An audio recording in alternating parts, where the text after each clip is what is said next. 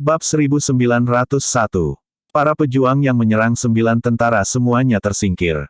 Mereka yang berhasil melarikan diri hanyalah antek-antek rendahan.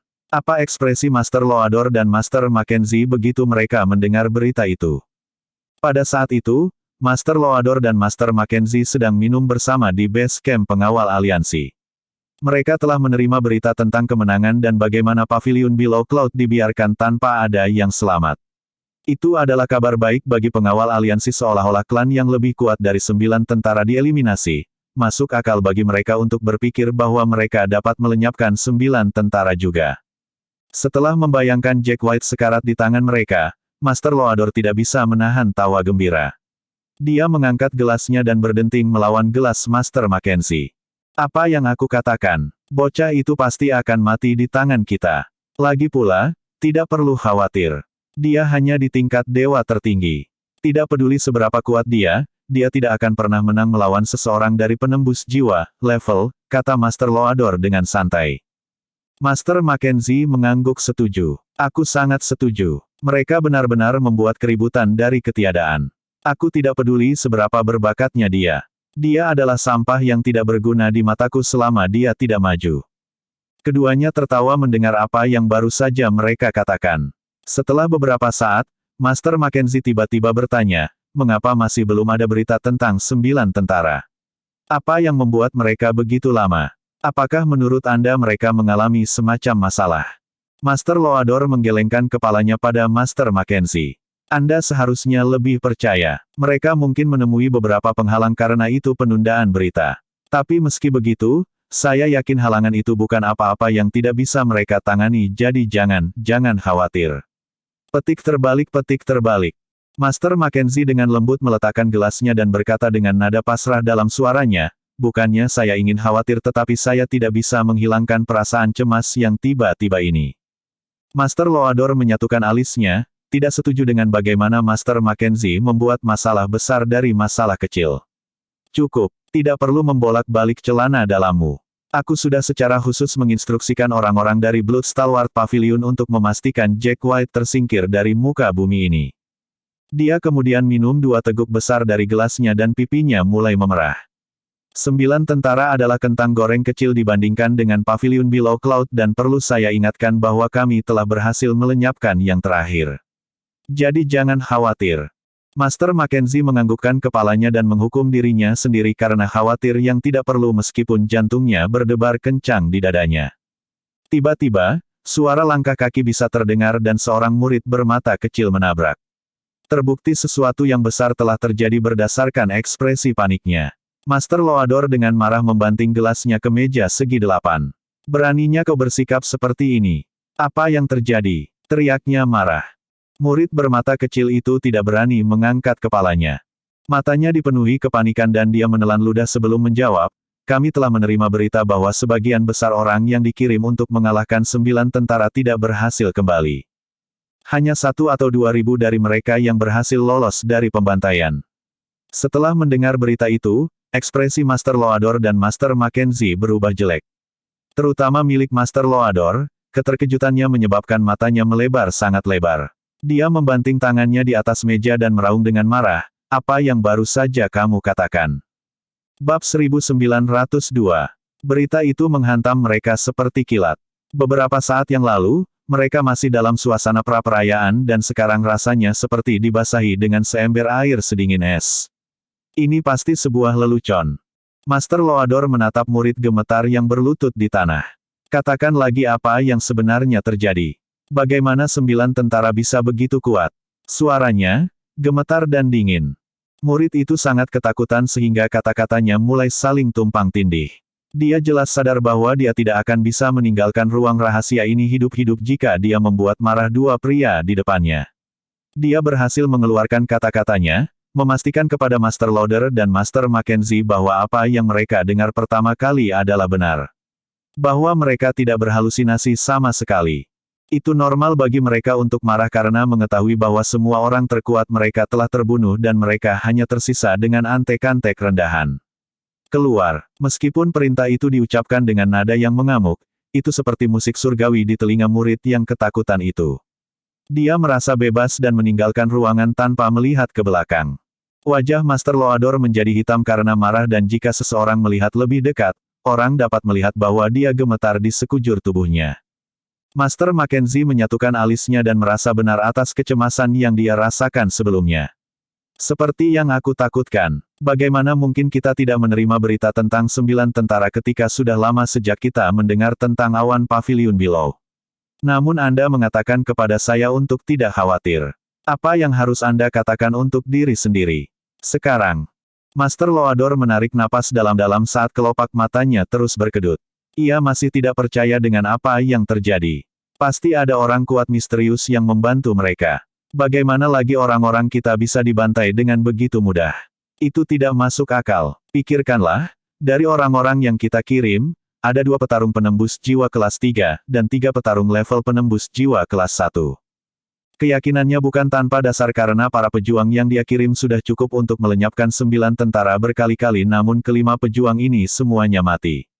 Dia tidak mau menerima kenyataan itu. Master Mackenzie mengerutkan alisnya lagi saat kebingungan menyelimutinya, tapi dia sedikit lebih tenang daripada Master Loador.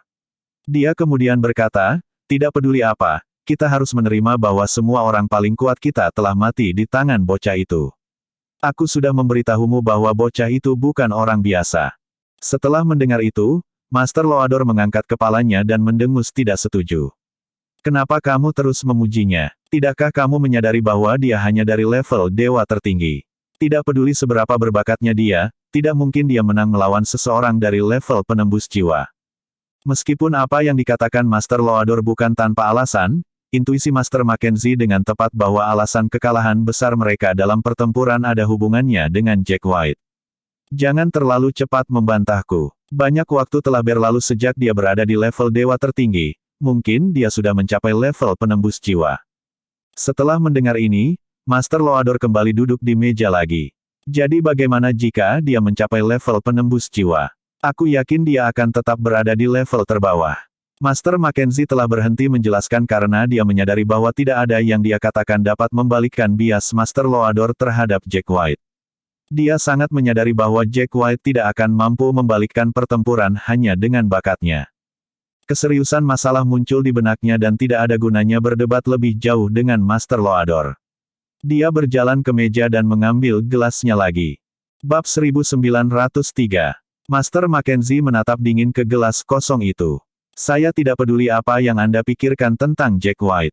Saya sudah memutuskan untuk melakukan segala daya saya untuk menghentikannya maju lebih jauh. Master Loador mengerutkan alisnya dan melirik ke samping ke arah Master Mackenzie. Apakah kamu mengatakan bahwa kamu secara pribadi akan menanganinya? Master Mackenzie menganggukkan kepalanya tanpa ragu-ragu. Kamu harus menghemat nafasmu mencoba membujukku keluar dari itu dengan logikamu yang tidak berdasar. Bocah itu bukan serangga kecil yang sama yang dapat dengan mudah kita hancurkan di bawah kaki kita. Dia lebih seperti harimau sekarang, meskipun masih tidak ada yang tidak bisa kita tangani. Master Loador berbalik dan menatap Master Mackenzie dengan ekspresi muram. Master Mackenzie tidak repot-repot melihat ke arahnya dan melanjutkan dengan berkata, jika kita tidak melakukan sesuatu tentang dia, itu akan membuat kepala kita berguling-guling di tanah selanjutnya. Karena itu, dia harus dicegah untuk maju lebih jauh dengan cara apapun. Kita perlu mengumpulkan semua kekuatan penjaga aliansi untuk mengalahkan 9 tentara bahkan jika orang lain mungkin berpikir kita membuat sesuatu dari ketiadaan. Jumlah kematian yang tinggi dari begitu banyak pejuang yang terampil telah membunyikan bel alarm di benak Master Mackenzie. Dia menarik napas dalam-dalam dan berteriak pada penjaga di luar pintu, kirim pesan ke semua level yang lebih tinggi dari pengawal aliansi untuk berkumpul di ruang pertemuan. Ketegangan di ruang pertemuan sangat terasa dan begitu sunyi sehingga orang bisa mendengar pin jatuh. Level up yang lebih tinggi telah menerima laporan dari murid-murid mereka tentang situasi 9 tentara sebelum mereka berkumpul. Ekspresi mereka semua berubah serius ketika mereka menerima berita itu. Alatik Hackford dari Wind Cloud Pavilion, salah satu dari 6 klan besar, sangat marah sehingga janggutnya menggulung sendiri. Dia tidak percaya bahwa 9 tentara mampu melenyapkan semua pejuang terampil mereka. Master Mackenzie langsung ke pokok permasalahan dan memberitahu mereka semua tentang pemikirannya. Master Hackford mengerutkan kening setelah mendengar rencananya karena dia tidak sepenuhnya setuju dengan itu. Jadi rencanamu adalah agar kami meninggalkan base camp kami dan menuju 9 tentara. Bukankah ini terlalu berlebihan? Meskipun dia sama marahnya dengan semua pejuang yang mati, dia tidak berpikir mereka harus pergi dari tempat mereka berada dan bertarung sampai mati di lokasi musuh. Setelah mendengar pertanyaan itu, Master Mackenzie mengarahkan pandangan dinginnya pada Master Hackford. Terlalu banyak. Bagaimana kamu bisa menanyakan ini dalam keadaan yang mengerikan ini? Para pejuang yang kami kirim adalah yang terbaik dari yang terbaik, namun lihat bagaimana mereka akhirnya. Bahkan jika kami mengirim pejuang yang lebih kuat sekarang, mereka pasti akan dibantai, juga. Bibir Master Hackford berkedut mendengar jawaban itu tetapi pada akhirnya tidak mengatakan apa-apa. Selama ini, Master Loador duduk dengan tenang di kepala meja dengan alis rajutan. Tidak ada yang tahu apa yang ada dalam pikirannya karena dia tidak membantah atau menyetujui apapun yang dikatakan Master Mackenzie, memilih untuk tetap netral. Namun, semua orang yang hadir bisa merasakan kemarahan yang menggelegak di bawah kulitnya. Sementara pengawal aliansi sibuk mendiskusikan cara melakukan serangan terhadap 9 tentara, suasana di klan 9 Dewa adalah kebalikannya. Sekelompok besar alkemis yang dibawa kembali oleh Jack White telah menciptakan jumlah pil yang tampaknya tak terbatas hanya dalam beberapa hari. Berkat pil, kekuatan gabungan dari klan 9 Dewa telah meningkat secara drastis. Banyak petarung tingkat Dewa Pamungkas telah naik level ke status penembus jiwa. Sepertinya Lady Luke tersenyum pada mereka saat keadaan menjadi lebih baik dan lebih baik. Pada akhirnya, Master Zeller dan Master Yarbrav memutuskan untuk tetap bersama klan 9 Dewa. Bab 1904. Semua tetua penjaga aliansi memutuskan untuk bergabung dalam pertempuran melawan klan 9 Dewa karena asosiasi klan telah menjadi masalah bagi mereka. Tidak pernah dalam sejarah asosiasi klan berkembang secepat klan 9 Dewa. Jack White telah bekerja tanpa lelah tanpa istirahat sejak dia menerobos dan berhasil naik level menjadi alkemis dasar kelas 4. Dia terus-menerus membuat pil yang dia konsumsi untuk meningkatkan tingkat kultivasinya. Dalam rentang waktu 7 hari, dia telah maju ke tingkat penembus jiwa kelas 9 dari tingkat penembus jiwa kelas 7. Tingkat penembus jiwa kelas 9 adalah langit-langit kaca dunia ini dalam peringkat kekuatan dan sebagian besar master asosiasi klan yang hebat memiliki status yang sama. Setelah mencapai tingkat penembus jiwa kelas 9, Jack White tanpa sadar mengepalkan tinjunya dan merasakan kekuatan sombong mengalir dari ujung jarinya. Jack White saat ini percaya diri untuk berhadapan langsung dengan petarung tingkat nirwana kelas 2 atau 3. Sayang sekali tidak ada petarung yang memiliki status nirwana yang berarti dia adalah yang terkuat di dunia Daxia. Dia menantikan pertempuran melawan penjaga aliansi dan tepat ketika dia sedang melamun tentang hal itu, Kevin Cabello yang panik bergegas masuk dengan langkah besar. Begitu dia melihat Jack White, matanya berbinar seolah dia telah menemukan penyelamatnya. Kami telah menerima laporan bahwa sekelompok besar pejuang telah berkumpul di luar klan 9 Dewa. Mereka bahkan tidak repot-repot mengendalikan aura mereka yang dilihat dari rasanya, mereka berencana untuk memusnahkan kita semua. Ekspresi Kevin Cabello semakin memucat setelah menyampaikan berita itu, tetapi dia terkejut ketika melihat senyum jenaka muncul di wajah Jack. Bagaimana dia masih bisa tersenyum di saat seperti ini? Bukankah seharusnya tuannya khawatir tentang penyergapan yang akan datang? Dia bertanya-tanya pada dirinya sendiri. Tidak ada alasan untuk khawatir. Ini bukan pertama kalinya mereka melakukan hal semacam ini. Mereka pasti akan kembali dengan ekor di antara kaki mereka lagi. Sama seperti terakhir kali, kata Jack White dengan tenang. Setiap kata darinya menetes dengan percaya diri. Kevin Cabello menarik napas dalam-dalam tetapi masih tidak terhibur dengan kata-kata tuannya. Saya mengerti bahwa ada banyak hal yang dapat diselesaikan dengan kekuatan master saat ini, tetapi ini bukan salah satunya untuk murid yang kembali dengan berita dan mengenali beberapa penyerang. Dan siapa mereka? Tanya Jack dengan alis terangkat. Kevin Cabello menarik napas dalam-dalam lagi seolah-olah takut apa yang akan dia katakan selanjutnya akan cukup untuk membuat Jack White terkejut. Murid itu melihat para pemimpin dari Alliance Guard Master Loador, Master Mackenzie, dan bahkan Master Hackford. Mereka semua telah meninggalkan base camp mereka untuk kita.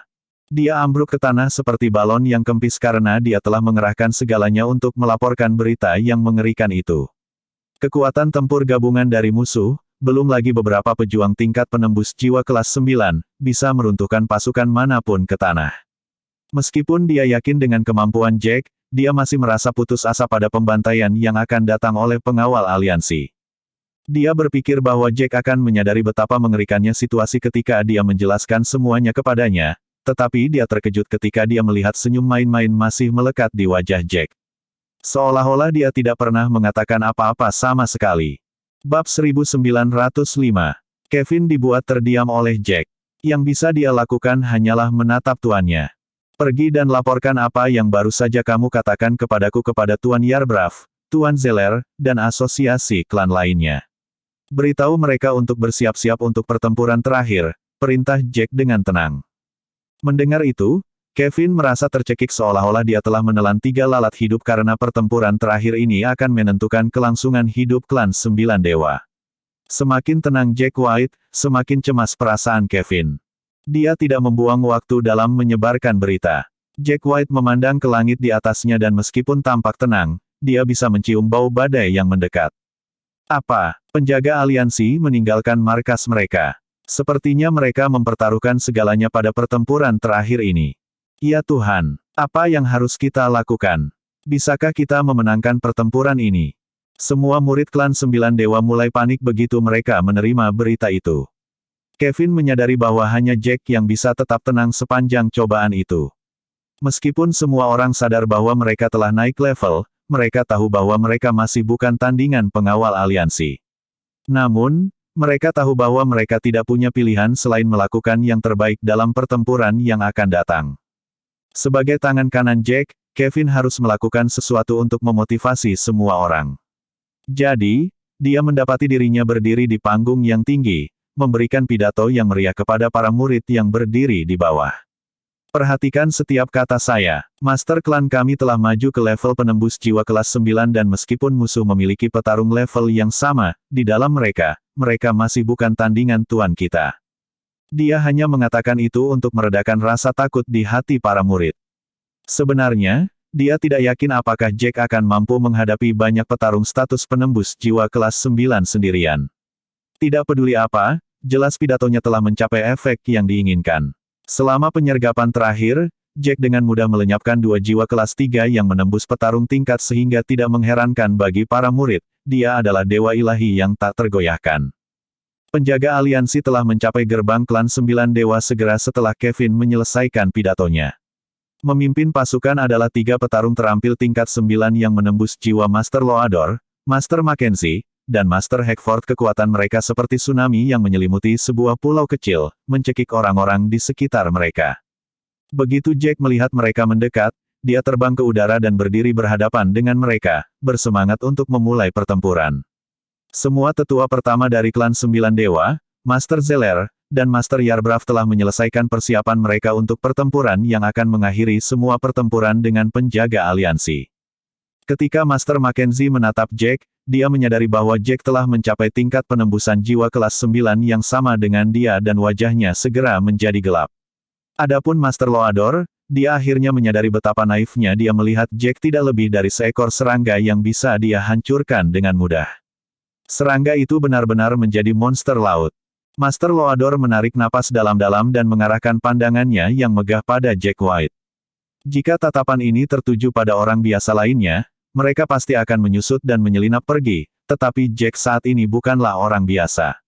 Tatapan itu bahkan tidak menimbulkan riak di hatinya. Bahkan, dia senang karena dia bisa dengan tenang menatap kembali ke Master Loador dan orang-orang lainnya. Bab 1906. Wajah Master Mackenzie tampak pucat, tidak lebih baik dari Master Loador. Yang pertama merasakan firasat-firasat bahwa pertempuran itu mungkin tidak menguntungkan mereka. Sebelum berangkat, dia bersumpah bahwa dia akan melakukan apa saja dengan kekuatannya untuk mengklaim kemenangan mereka, tetapi dia tidak berharap Jack akan dapat naik ke tingkat penembus jiwa kelas 9 dalam waktu yang singkat. Baginya, tidak mungkin untuk maju begitu cepat dalam waktu sesingkat itu. Namun, dia tidak menyadari bakat Master Jack dalam membuat pil. Bagaimanapun, Jack adalah satu-satunya orang di seluruh Daxia yang menyandang status sebagai alkemis dasar kelas 4. Ketika Master Mackenzie melihat bahwa Master Loador terus menatap dingin ke arah Jack White, dia tidak bisa menahan diri untuk tidak berkata, bahkan jika Anda menggunakan semua aura Anda untuk menekannya, dia tetap tidak akan merasakan apa-apa.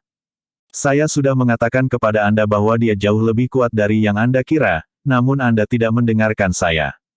Master Mackenzie bersukacita atas desakannya untuk memobilisasi semua kekuatan di Lions Guard karena jelas mereka akan kalah jika mereka hanya mengirim antek-antek mereka seperti terakhir kali. Itu akan memberi Jack lebih banyak waktu untuk maju lebih jauh yang akan menjadi bencana bagi mereka. Ekspresi Master Loador menjadi lebih buruk saat memikirkan betapa naifnya dia sebelumnya. Siapa yang mengira bocah itu bisa naik ke status yang sama seperti kita dalam waktu sesingkat itu? Master Mackenzie menarik napas dalam-dalam dan berkata dengan suara gemetar, aku sudah memberitahumu bahwa bocah ini bukan petarung biasa. Bahkan Master Hackford merasa malu dengan apa yang dia katakan sebelumnya, tentang bagaimana Master Mackenzie tidak menghasilkan apa-apa dengan mengerahkan seluruh penjaga aliansi. Sekarang, yang bisa dia lakukan hanyalah diam. Jack tertawa dingin saat kata-kata mereka sampai ke telinganya. Apakah kalian semua sudah selesai? Jika ya, datanglah padaku.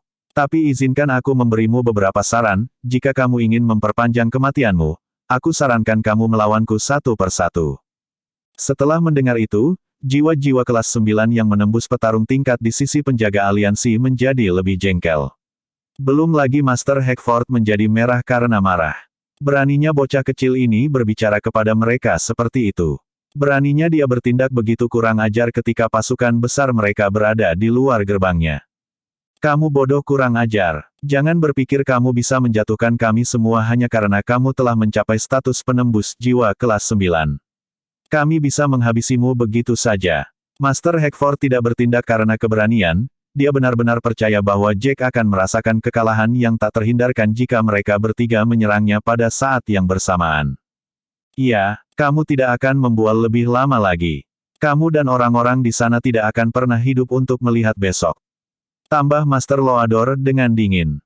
Kemudian, dia bergegas menuju Jack dan melepaskan kekuatannya. Seekor naga api memancarkan cahaya merah yang menusuk mata muncul di tangan kirinya, menunjukkan kekuatan sejati dari petarung penembus jiwa kelas 9. Murid-murid dari alam yang lebih rendah didorong mundur secara paksa oleh kekuatan yang terlalu mendominasi meskipun serangan itu ditujukan langsung ke Jack yang hanya tertawa dingin sambil mengepalkan tinjunya dengan erat. Cahaya berwarna emas mengalir keluar dari celah di antara jari-jarinya dan pekikan keras yang menusuk telinga bisa terdengar oleh semua orang di sekitarnya. Sepertinya dua naga yang mengamuk telah terjalin di sepanjang lengan dan kepalan tangan Jack. Dengan tendangan dari kedua kakinya, dia melompat ke depan seperti torpedo, mengarah lurus ke Master Loader. Mereka bertabrakan pada saat itu saat lampu merah dan cahaya keemasan membuat suara tabrakan. Lampu merah hancur dan ditelan oleh cahaya keemasan dan suara berikutnya yang bisa terdengar adalah jeritan menyakitkan dari Master Loador. Dia dipukul tepat di dada oleh Jack yang membuatnya terbang di udara seperti layang-layang yang talinya telah dipotong. Bab 1907. Darah segar menyembur keluar dari mulut Master Loador saat dia melayang di langit. Adegan ini akan selamanya membara di benak semua orang karena mereka merasa sulit untuk percaya bahwa seseorang sekuat dia begitu mudah dikalahkan oleh Jack. Namun, kenyataan pahit sedang terjadi di depan mereka saat Master Loador yang compang-camping jatuh ke tanah, menciptakan kawah besar akibat benturannya. Master Loador sekarang telah kehilangan aura penindasnya dan seperti anjing yang tenggelam, berjuang untuk mengeluarkan dirinya dari kawah yang dalam. Jack telah memukulnya dengan semua yang dia dapatkan dan pukulan itu telah mematahkan tulang rusuk Master Loador. Ujung-ujungnya yang tajam dan serpihan-serpihannya masuk ke dalam organ-organnya dan kematiannya tidak dapat dihindari jika tidak ada perawatan medis segera yang diberikan. Sudah bertahun-tahun sejak Master Loador merasakan sakit seperti ini. Dia tidak pernah menyangka akan dengan mudah dikalahkan oleh seorang junior. Ya, junior, itulah yang selalu dilakukan Jack kepada Master Loador. Master Mackenzie dan anggota kelompok lainnya, memucat melihat kondisi Master Loador awalnya, mereka hanya merasa marah terhadap perilaku kurang ajar Jack meskipun mereka mengakui bahwa dia memiliki bakat yang belum pernah terlihat sebelumnya. Namun sekarang, mereka merasakan malapetaka pada pemikiran bahwa mungkin kata-kata Jack didukung oleh kekuatannya. Selama bertahun-tahun, Master Mackenzie terkenal karena kemampuannya untuk tetap tenang di bawah segala macam situasi dan kali ini tidak ada bedanya. Kita tidak bisa membiarkan dia menang. Kita semua harus menyerangnya pada saat yang sama dengan kekuatan gabungan kita. Kemudian, dia bergegas menuju Jack, membangun momentum untuk serangannya. Jack mengangkat alisnya dan mengubah pendapatnya tentang Master Mackenzie. Namun demikian, akan bodoh bagi mereka untuk berasumsi bahwa dia hanya akan berdiri di sana dan menunggu untuk diserang. Dia mengambil napas dalam-dalam dan membuat belokan darurat di udara. Tiba-tiba, dia bergegas melewati Master Mackenzie yang masuk dan mengarahkan langsung ke Master Hackford. Meskipun Master Hackford adalah pencemooh paling keras, pada awalnya, dia sudah menyimpan pikiran untuk melarikan diri dari pertempuran setelah menyaksikan apa yang dilakukan Jack pada Master Loador. Dia tidak pernah menyangka Jack White akan melewati Master Mackenzie dan mengalihkan perhatiannya kepadanya, sebaliknya wajahnya berubah menjadi hijau karena ketakutan dan kebencian mencengkeram hatinya. Dia masih petarung tingkat penembus jiwa kelas 9 dan dia harus cukup terampil untuk mencapai status itu. Tanpa sepengetahuan orang lain, dia memegang belati di tangannya yang dia gunakan untuk menebas Jack yang menutup. Jack hanya tertawa dingin pada usahanya saat dia menghindari serangan itu. Secara cepat, tidak ada seorang pun dalam pertempuran yang mampu mengungguli dia. Hati Master Hackford menjadi dingin ketika Jack menghindari serangannya dengan mudah. Semua energi terkuras keluar dari tubuhnya dan dia menjadi sangat kehilangan motivasi. Dia mengandalkan kesempatan ini untuk membuat rute pelarian untuk dirinya sendiri tetapi tidak pernah berharap Jack tidak terhalang sama sekali. Ekspresinya berubah lebih buruk. Kamu benar-benar menyebalkan. Dengan teriakan, Jack mendaratkan pukulan di wajah Master Hackford. Bab 1908. Master Hackford merasa seolah-olah sisi kanan wajahnya terbanting ke gunung besi. Kekuatan itu menghancurkan perisai auranya yang juga dikenal sebagai roh yang melekat kepada orang-orang di Tanah Suci.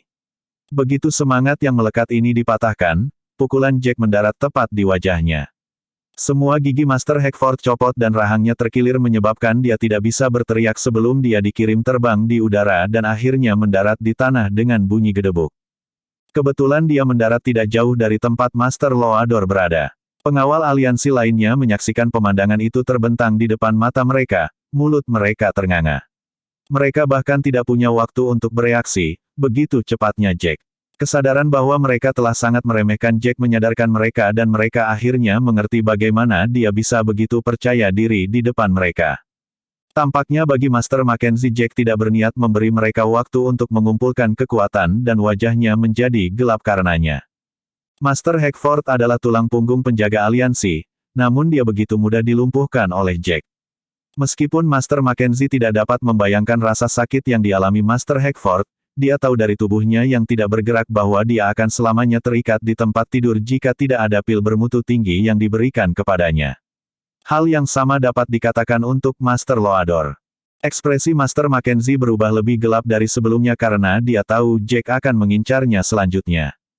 Dia mengambil napas dalam-dalam dan menilai pemuda di depannya, sangat menyadari kekuatan mengerikan yang dia miliki. Dia bangga bertarung melawan Jack tetapi keinginan untuk melakukannya telah meninggalkannya beberapa waktu yang lalu. Satu-satunya keinginannya adalah melarikan diri sejauh yang dia bisa. Dia akan pergi ke ujung bumi jika itu berarti dia tidak harus menghadapi kekejian ini. Lupakan penjaga aliansi. Lupakan kehormatan. Semua ini tidak ada artinya lagi baginya. Apa gunanya head-to-head dengan lawan yang lebih kuat dari satu ketika kematian adalah hasil yang tak terhindarkan. Di bawah tatapan terkejut semua orang, Master Mackenzie berbalik 180 derajat dan melarikan diri ke kejauhan tepat ketika Jack mengalihkan pandangannya ke arahnya. Tidak masuk akal bahwa mereka mengira itu lelucon. Semua Master Asosiasi Klan menyombongkan diri dengan aura menindas mereka, berbicara tentang bagaimana mereka akan melenyapkan musuh bebuyutan mereka, namun hasilnya tidak bisa lebih jauh dari kebenaran. Dua dari mereka terluka parah dan yang lainnya melarikan diri dengan ekor di antara kedua kakinya. Para tetua pengawal aliansi sangat marah karena Tuan Mackenzie tidak pernah menoleh ke belakang. Tuan Mackenzie, bagaimana Anda bisa meninggalkan kami? Pemimpin macam apa Anda? Teriak mereka. Sayangnya, permintaan mereka tidak membawa Tuan Mackenzie kembali karena dia bukan orang bodoh. Dia sangat sadar bahwa kematian adalah satu-satunya pilihan jika dia tidak melarikan diri sekarang karena Jack telah tumbuh begitu besar. Dia sudah memutuskan untuk menjalani hidupnya di tempat tersembunyi. Baginya, lebih baik hidup dengan pengecut daripada mati dengan gagah berani. Semua keping kehormatan telah terkuras dari tubuhnya. Jack menyatukan alisnya. Dia tidak berniat membiarkan Master Mackenzie melarikan diri karena dia khawatir Master Mackenzie akan membalas dendam kepada teman-teman dekatnya dan keluarganya di masa depan. Lebih baik membawanya keluar sekarang daripada berdiam dalam penyesalan jika itu benar-benar terjadi. Dia menyipitkan matanya dan berbalik menghadap para tetua klan 9 Dewa. Aku akan menyerahkan sisanya kepada kalian semua. Bab 1909. Jack sudah melenyapkan yang terkuat dari lawan mereka. Dia yakin bahwa klan 9 Dewa yang baru naik level akan mampu menangani sisa antek penjaga aliansi. Belum lagi, Master Zeller dan Master Yarbrav juga akan ada di sana. Dia mengeluarkan cemoohan dingin, mengaktifkan Chi-nya, dan menembak ke langit seperti anak panah. Dia sedang menuju ke arah Master Mackenzie dan akan dapat mengejarnya dalam waktu singkat dengan kecepatannya yang tak tertandingi saat ini. Bagi para penonton lainnya, Jack seolah-olah menghilang dalam sekejap mata. Master Mackenzie bisa merasakan kekuatan yang kuat datang dari belakangnya. Apa lintah? Tidak bisakah dia membiarkanku pergi? Dia mengutuk. Dia gemetar di sepatu botnya. Dia tidak ingin mati di sana dan kemudian. Masih ada tahun-tahun tersisa dalam dirinya dan selama dia berhati-hati, dia akan bisa menjalani tahun-tahun itu. Keinginan untuk tetap hidup mendominasi hatinya.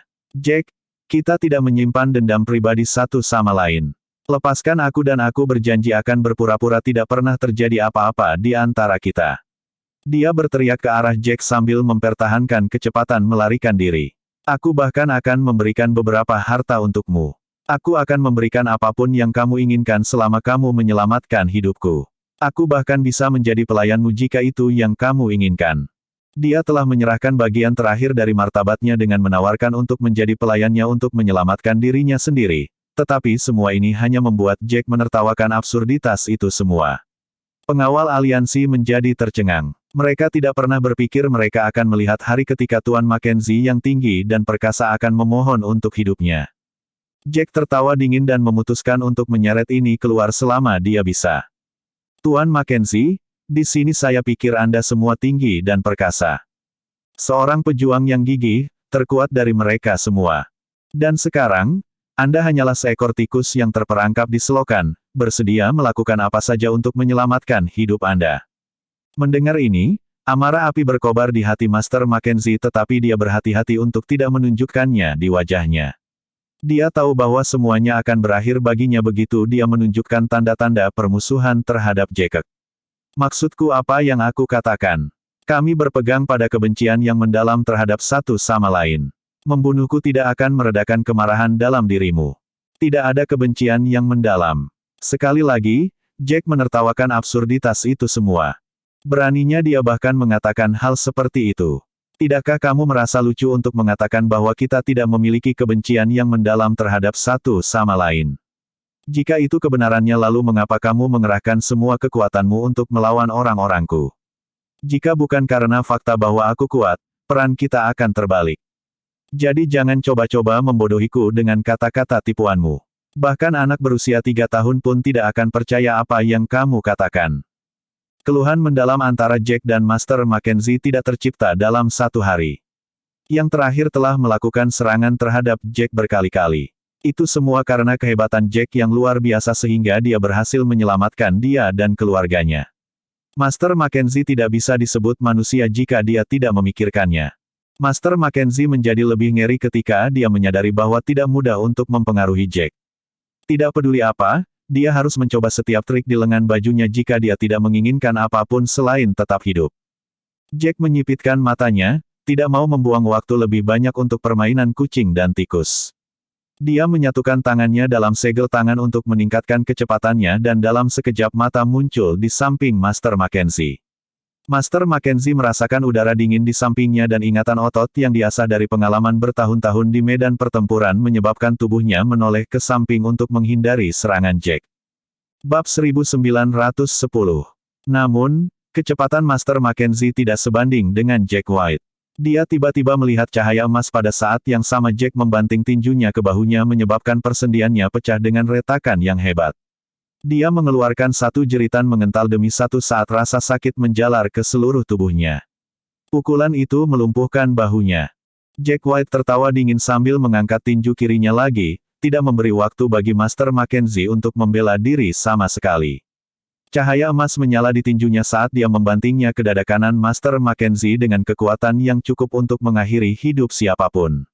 Suara patah tulang terdengar lagi. Pukulan itu tidak hanya menghancurkan tulang Master Mackenzie tetapi juga membuatnya tidak dapat mengaktifkan chi-nya sehingga dia jatuh ke tanah seperti balon kempis.